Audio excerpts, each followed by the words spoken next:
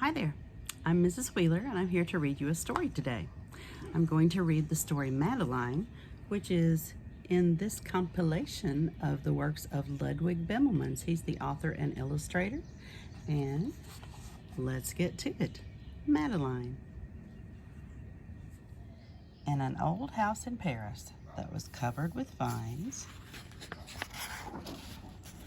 lived 12 little girls in 2 straight lines. In 2 straight lines, they broke their bread and brushed their teeth and went to bed. They smiled at the good and frowned at the bad, and sometimes they were very sad. They left the house at 9:30 in 2 straight lines, in rain or shine. The smallest one was Madeline. She was not afraid of mice.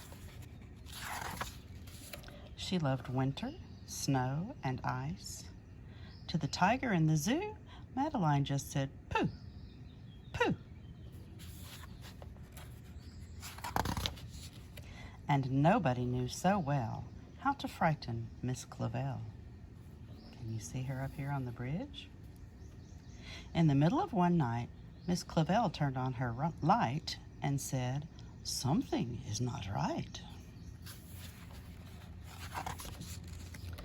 Little Madeline sat in bed, cried and cried. Her eyes were red.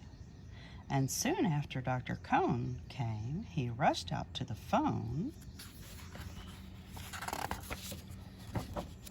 and he dialed Danton 106.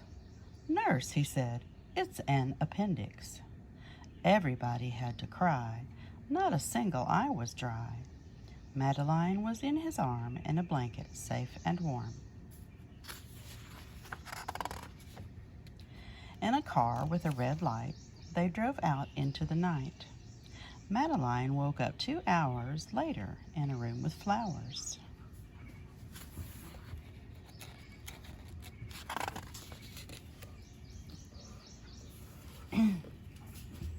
Madeline soon ate and drank.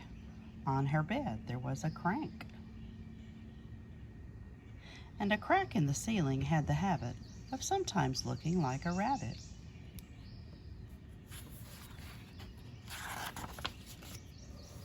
Outside were birds, trees, and sky, and so 10 days passed quickly by. One nice morning, Miss Clavel said, "Isn't this a fine day to visit Madeline?"